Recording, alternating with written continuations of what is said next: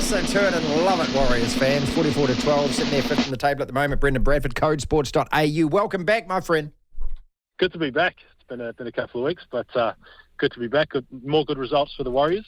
Well, even better than good. I'm starting to get to that stage now where I don't know what to say about it, because I don't want to say anything that's going to, jinx the team or something stupid like that. But, that was just awesome yesterday, wasn't it?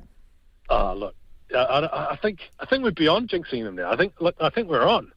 I think we're on.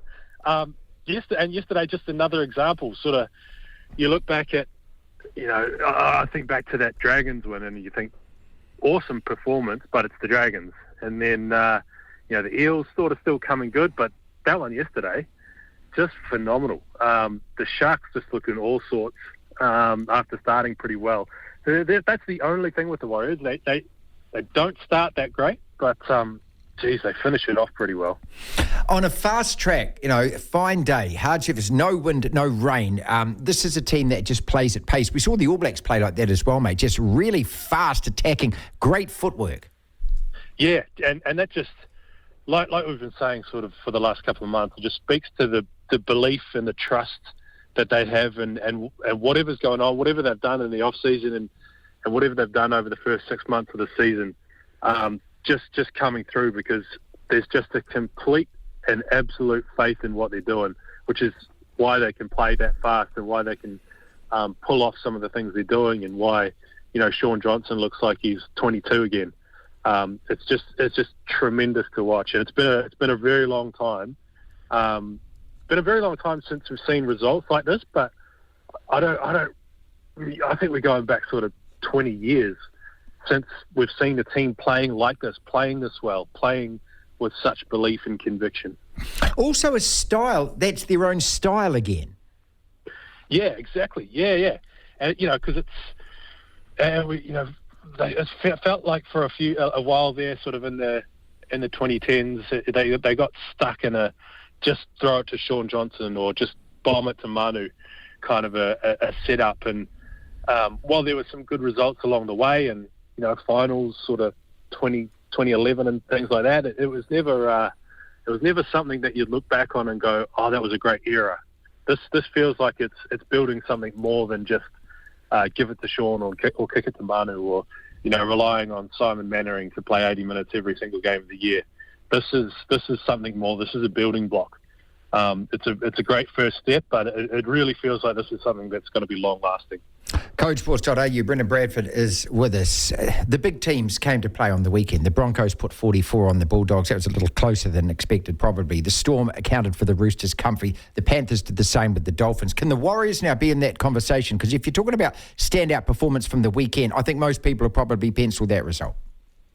Yeah, the Warriors and probably the Broncos, the other standouts, playing without a lot of gun players, rested sort of 5 or 6 big gun players from the Broncos, but absolutely the Warriors are right there. So if you look at the ladder, they're in 5th, 26 points, which is 2 behind the Raiders and the Storm, who have both had their third bye. So really, it's equal on points, and points differential, we're above those two teams. So third place on the ladder technically, if you want to look at it that way.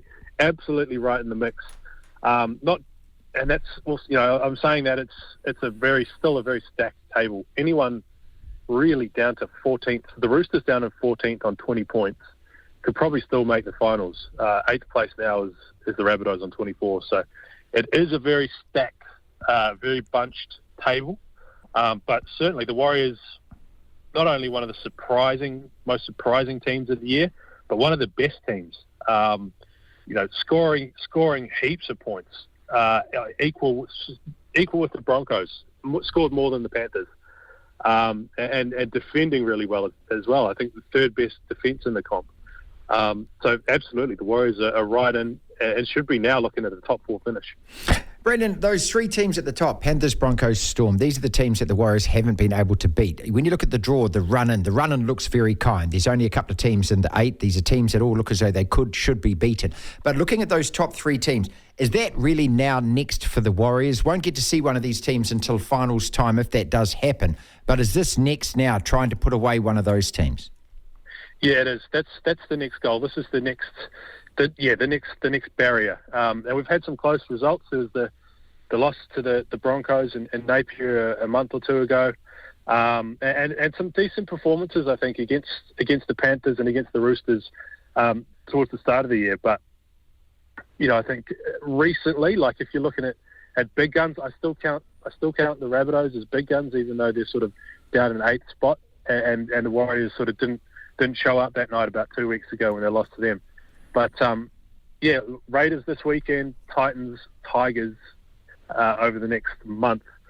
That's a chance to solidify a spot in the top 4, and then looking even then, it's Dolphins, Dragons, Manly to finish the season. So hopefully they haven't been hit by Origin, so it's not like you need to rest any players. And I think there's been a decent sort of turnover in terms of guys have gone out injured, but the guys who've stepped in have stepped up as well. Luke Metcalf is a perfect example of that. But it's looking at the end of the season draw, the rest of this season, there won't be a big gun like that. So you just hope that there's not going to be sort of a shock factor when finals time does come around, if they make the finals, and all of a sudden you've got to play a Storm or a Panthers, and it's knockout football. But look, that's the way the draw goes. You can only play what's in front of you, and that's the goal for the Warriors at the moment. So the Raiders, which was a fantastic win, and this was, remember, a moment game for them. They had a player playing a 300th game and everything else, and the Warriors went over there and absolutely smacked them up. How vital again then to do the same again this Friday night? I don't know if the Warriors need to convince anyone, but one loss and you kind of start asking questions again. Yeah, exactly. And especially because the Warriors are 5th, Raiders are 4th. So this is huge in terms of the table and in terms of the back end of the season. And like you say, a loss here and a couple of results further down the ladder, and all of a sudden you're back down to 8th spot, or you're wondering about points and things like that. So this is huge. I don't think they need to. Although they have been in wins over the past month or two, they've been putting 40, 44 on the board. I don't think they need to do that again to convince everyone. It's a good Raiders side. They wouldn't be in the top 4 if they weren't good. Just another good, strong win at home, back in Auckland again. No